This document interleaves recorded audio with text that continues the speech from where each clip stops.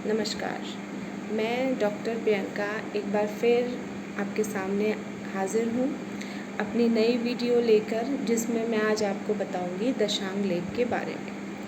तो दशांग लेप जैसे कि नाम से ही पता चल रहा है कि दशांग यानी कि जिसमें 10 दवाइयाँ हों। तो इसके सबसे पहले इंग्रेडिएंट्स देखते हैं।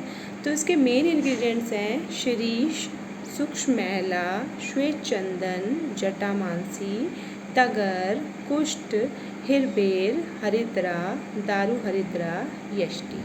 तो इस तरह ये जो 10 औषधियाँ हैं ये इसके अंदर हैं।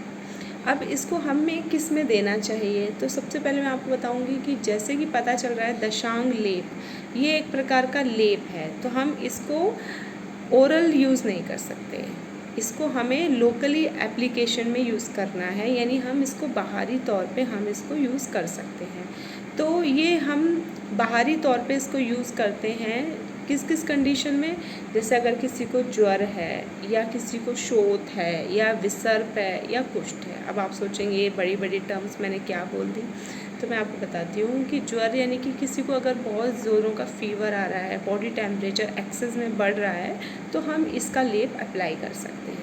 अब शोथ आयुर्वेद टर्म है जिसको मॉडर्न में हम एडीमा कह सकते हैं। तो इस कंडीशन में जब बहुत ज़्यादा स्वेलिंग आ गई है, बहुत ज़्यादा एडीमा है, हम इसको सिंपल पानी के साथ मिलाकर यूज़ कर सकते हैं।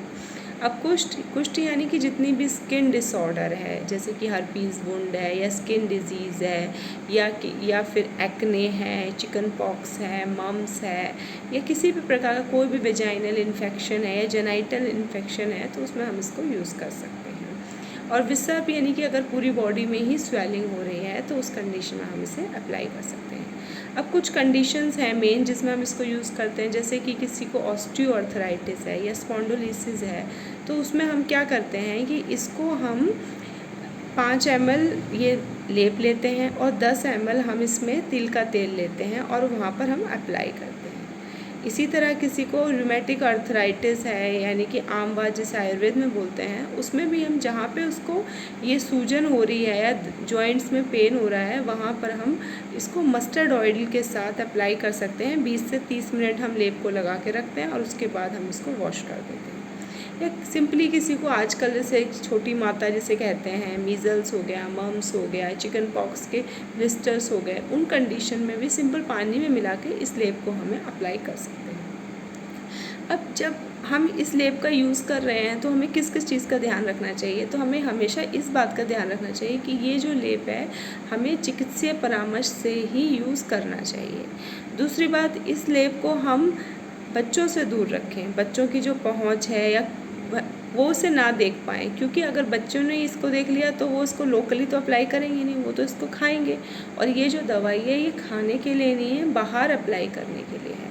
तो मैं आपको ये बताना चाहूँगी कि ये जो दवाई है इसको हमें बच्चों से दूर रखना है और इसको ओरली यूज़ नहीं करना है, ये सिर्फ एक्सटर्नल यूज़ के लिए है। तो मैं आशा करती हूँ कि आज की ये मेरी वीडियो दशांग लेप के बारे में आपको समझ में आई होगी और आपको थोड़ी सी नॉलेज बढ़ी होगी। तो धन्यवाद।